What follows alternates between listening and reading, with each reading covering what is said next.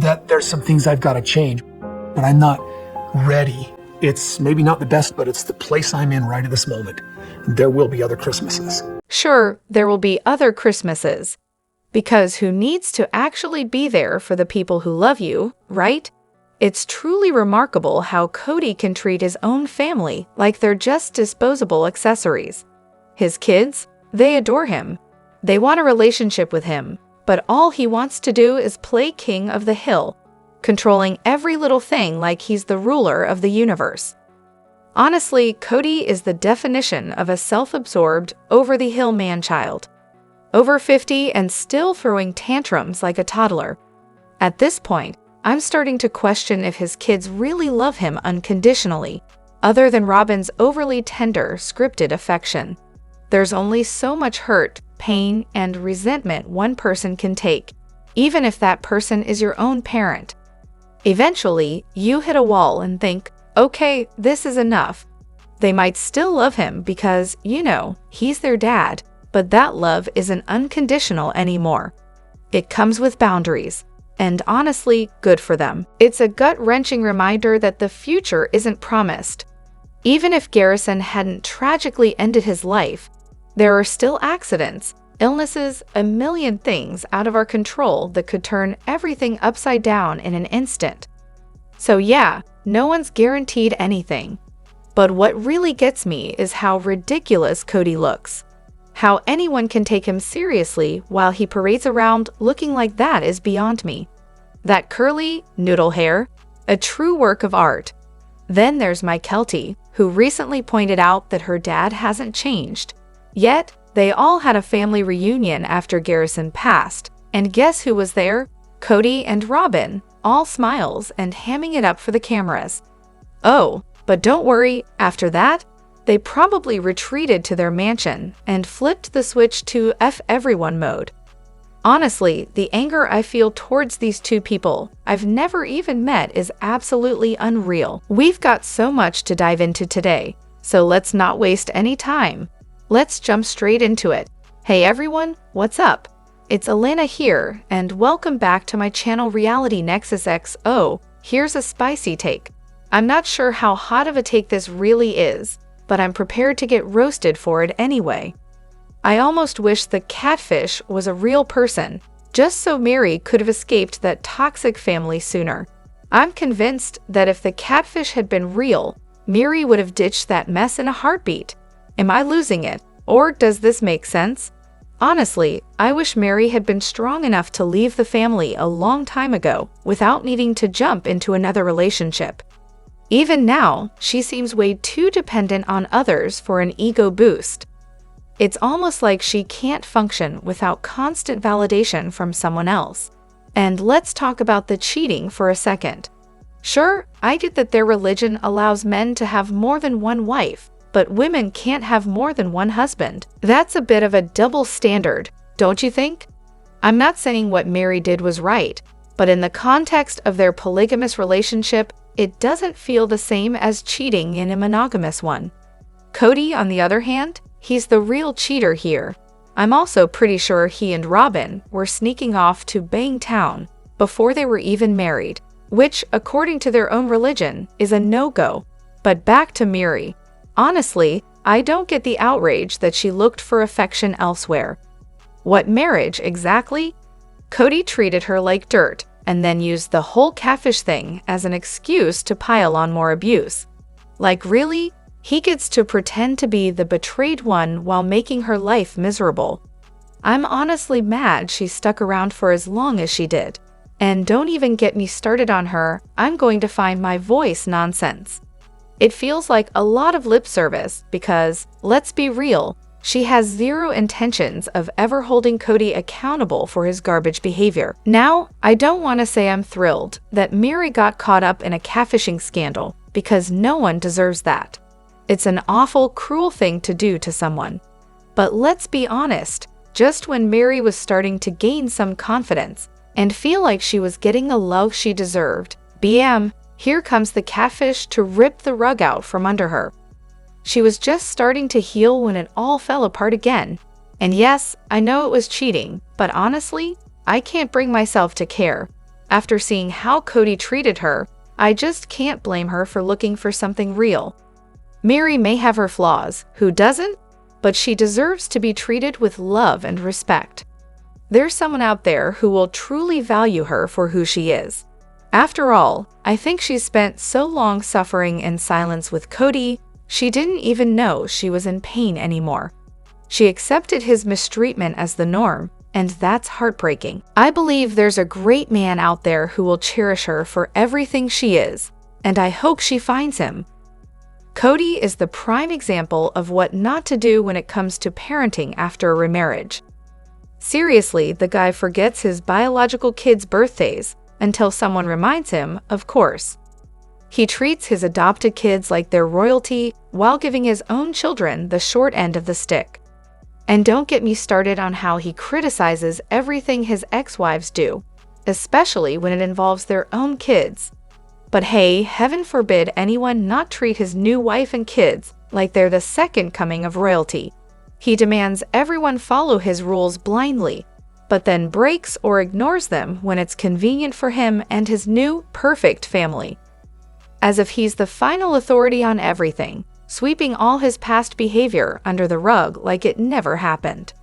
But of course, the cherry on top is how he just pays attention to his new family while totally neglecting the rest of them. And somehow, he has the audacity to sit there at the tell-all and act offended when someone dares to call him out on it. Wait, I don't even remember him being called out for anything real. There's endless talk about how poorly he treated his ex-wives and how he's trying to salvage these failed marriages. But like, who cares? Divorce happens. Sometimes it's messy, but so what? What's never addressed is how he emotionally abandoned 18 kids. That's the real issue, but for some reason, no one seems to focus on that. Remember the Christmas episode where Isabel awkwardly had to sit in his house, and you could just feel the distance? Classic example of Kody's complete disregard for his kids. And let's talk about Savannah. He completely ignores her just because he's mad at Janelle. That's the kind of move you make when you've got a serious lack of parenting skills. Look, I get it. The show edits things to fit their storyline. But one thing they can't edit is whether or not he did the basic decent thing. The best he can come up with is blaming Janelle and Christine for talking to each other after Christmas. Meanwhile, he's showering Robyn and her kids with gifts like they're the only ones who matter. He didn't even bother to call Savannah on Christmas. Kody is the poster child for the type of guy who divorces his wife and leaves his entire family behind for a shiny new start. And I'll never understand how someone can just do that.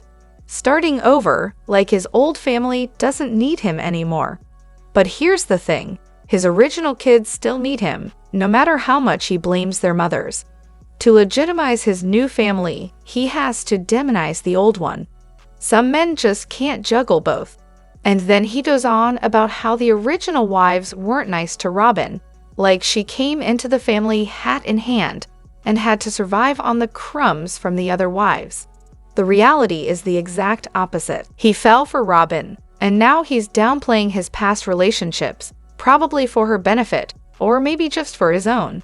It's the same old story, but with more wives thrown into the mix. What really blew my mind last season was watching Robyn's two older girls on camera. They were absolutely falling apart, crying so hard they could barely get a word out. And honestly, it was like looking at mini versions of Robyn herself. Seriously, it was uncanny. But here's the kicker.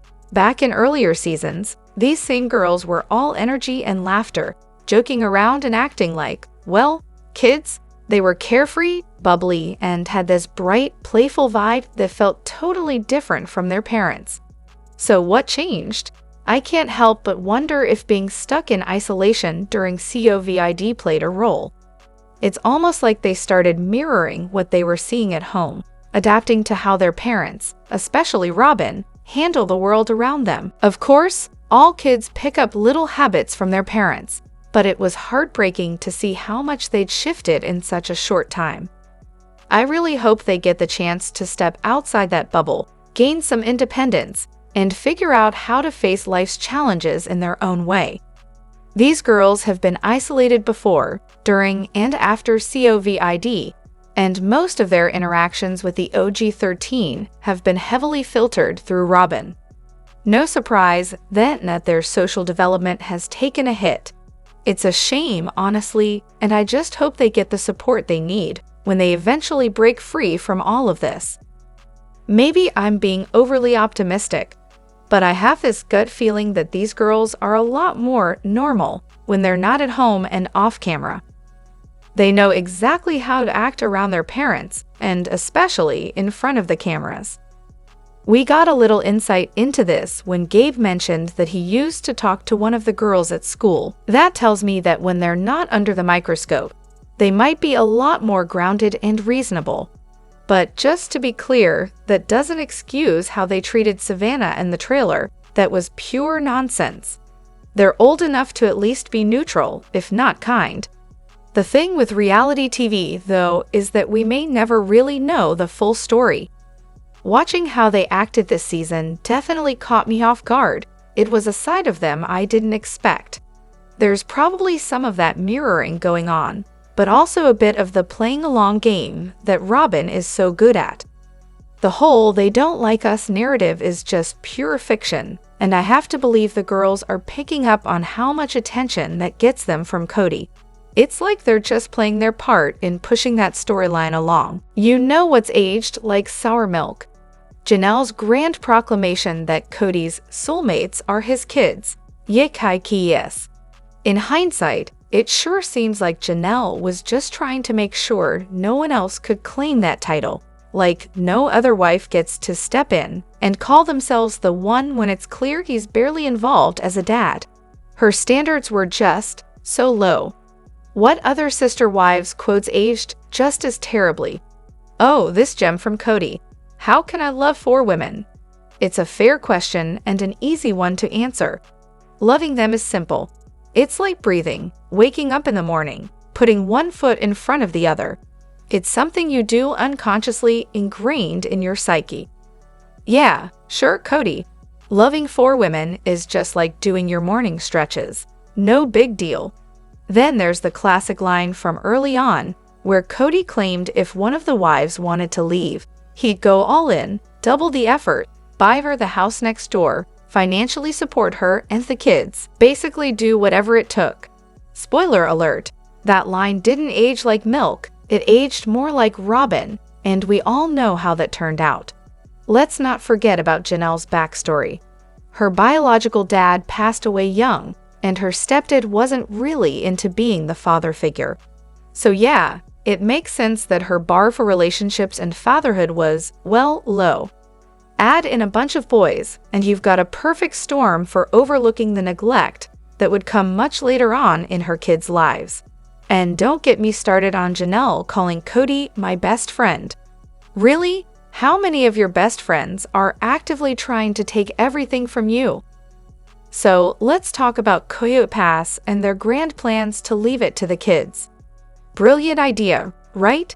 Too bad there's this pesky little thing called a 2-acre minimum to build, which means if you've got less than that, forget about a porch, you'll get a red bench instead. And with 14 acres total, they're looking at a max of 7 lots, but since Bubonic Pond, Eka the swamp nobody wants, isn't buildable, they're down to 6 lots. Oh, and how's Robyn supposed to leave her 4 acres to 5 kids? Spoiler alert, she's not. Not unless they're willing to sell off the kids for pocket change because running utilities out there. Yeah, that's gonna be fun, except not, because it's basically a cash vacuum. And here's the cherry on top, right next to their land. There's a house listed with the charming description of Hull water. So no water, probably no sewer either. Real dream home material, right? Let's not forget, they bought 14 acres of undeveloped land for $800,000, and they couldn't even get it to come with running water or sewage. You know what I really want to see on the show now? Janelle and Mary lawyer up and go toe-to-toe in a courtroom showdown. Honestly, at this point, it would be way more entertaining than watching any of them try to make a mountain out of this literal mud pile of an investment. Oh, and about Miri, she's doing fine. House, income, stable life, she's good. But Janelle? She's been the family breadwinner and has, wait for it, nothing to show for it except a whole lot of empty land. No assets, nothing in her name, just a hefty chunk of Koyo Pass and a whole lot of regret. Now let's talk about those no utilities. No water, no sewer, no nothing, just undeveloped land. Someone's gonna have to pony up the cash to bring this disaster up to city codes, which probably means digging new streets, building sidewalks, whatever else they'll require to even make this a vaguely livable place. Oh, and let's not forget the poop pond. I mean, runoff, where you can't build too close. So who wants a parcel next to that delightful feature? Oh, right, Kody does, because, well, he's a genius like that. But honestly, Janelle's right. They need a true appraisal to figure out what any of this is even worth. Because right now, they've bought an absolute pig in a poke for $800,000, with nothing but dreams of turning swampy nothingness into a suburban paradise. Classic Kody and Robyn move. Just the kind of mess we've all come to expect. If Robyn really wanted sister wives, she'd have them by now. It's been over 2 years since Christine left, and a year since Janelle and Miri bailed. Yet Robyn is still clinging to her monogamous marriage with Kody. Let's be real here. She's already said that courtships in their faith typically only last a couple of months. If Robyn were the ideal sister wife she constantly claims to be, she'd have a few wives of her own by now. She'd be dragging Kody to church events, urging him to find more women, supporting his quest for additional wives, and putting her own desires aside for the greater good. But nope, she's just sitting there, acting like she's happy with Kody all to herself. Call me crazy, but it's almost like she wants to keep him to herself. I mean, Christine hit the nail on the head in her latest interview. Robyn's actions never line up with her words. How can you trust someone whose actions don't match their claims? There's no way Robyn wants new sister wives. She wouldn't even let one live in her house, even if her older kids moved out. She'd make them build a whole new place, a barn-dominium with a fancy bathroom for Kody. Of course, that's money she could be spending on herself instead. Nah, there's no divine revelation coming her way to bring in another wife. And who would even want to join this circus? Christine and Janelle just did an interview today. It's at the top of the sub. And even Janelle admitted that Robyn intellectually wants polygamy, but she just can't. She didn't finish the sentence, but it was pretty obvious she was about to say Robyn simply can't handle polygamy. Kody during labor is something, isn't it? Watching him support Robyn while she's in labor with Ariella, I can't help but think, is this guy for real? I know he's had a few kids, understatement of the century, but it's like he thinks he's a labor expert. His expertise is less helpful and more, well, obnoxious. The wives all claim he's amazing during labor, but it feels more like a performance than actual support. Now, for the real question, would anyone actually want Kody there during labor? Personally, I can't think of a worse person to have in the room. And judging by the reactions, I'm not alone. I'd rather have him under a rock, without a sock, as a neighbor, or, frankly, anywhere else. You can take the guy off my list of people I'd want with me while in labor. I wouldn't want him on a porch, with gloves, or by my side through anything, especially not during my labor, where, of course, he'd make it all about himself, his one true love, as he likes to put it. Seriously, even when his wife is in labor, it's like he thinks he's the most important person in the room. The absolute nerve. I still can't get over when he told Maddie, "I need you to relax your face." I wanted to jump through the TV and slap him. It's just so sad how low the bar is for these women and their husbands. Kody's help is a joke, and honestly, it's hard to believe anyone actually tolerates it. Kody's dream is finally becoming a reality. Janelle casually announced on Instagram that she's just moved Savannah to Greenville, NC, to attend ECU. So, in a blink, there will be no one left from the OG family still living in Flagstaff. And you can bet that Robyn and Kody will act like that entire chapter never even happened. With the family spread out like this, how could it possibly keep going? But call me a pessimist, I see things differently. Karma's coming for Kody in a big way. He's stuck in Flagstaff with Robyn, her 3 kids, and her 2 tenders. The only other child remotely nearby is Gwen, who, let's face it, Kody doesn't exactly get along with. Solomon's a sweetheart, but compared to Kody's manly sons like Hunter, Logan, and son-in-law Caleb, who are all about wrestling and dominating, it's clear who gets Kody's attention. And Ariella, she's a handful. Add in Dayton, Aurora, and Brianna, all of whom seem to be leeching off Kody's time and wallet, since they'll probably never launch into full-fledged adulthood, and it's starting to look like one big circus. Meanwhile, Kody owns a piece of land that's practically a plague-infested prairie, and his living situation is straight out of an episode of Hoarders. Honestly, I can't wait for the cameras to take us inside Robyn's house. I need to see those boxes. Kody doesn't just dislike women, he hates them. The guy doesn't respect them, doesn't value them, and seems to think they exist solely to fuel his inflated ego. He manipulates them, pits them against each other, lies to them, gaslights them, and, at times, outright extorts them. The emotional abuse he dishes out is just next level. But sure, let's not mince words. Kody doesn't like women. And frankly, I'd argue that he only tolerates them because they feed his need to feel like some sort of mighty, dominant alpha male. He thrives on the power dynamic, particularly with submissive women who reinforce his self-image as a big, tough, manly man. It's honestly just pathetic. Kody, and others like him, control women because, deep down, they're insecure little boys. They need to feel powerful because, in reality, their minds are fragile and wounded. Vulnerability? No way. That would shatter the fragile ego they've built up. But let's not pretend Kody is some kind of outlier. Sure, he's a product of his toxic environment, a fundamentalist religion that has no love for women. These groups, all of them, have one thing in common: the belief that men should be exalted and women should be subjugated. Kody might be an extreme case, but he's definitely not alone in his views. He's just following the script laid out for him by the very culture he's a part of. Bottom line, Kody's got some serious issues, and it's clear he didn't get into polygamy for any noble reason. It's all about proving something, making sure everyone sees him as the macho guy he thinks he is. Maybe, just maybe, one day he'll be able to live his real truth, whatever that ends up being.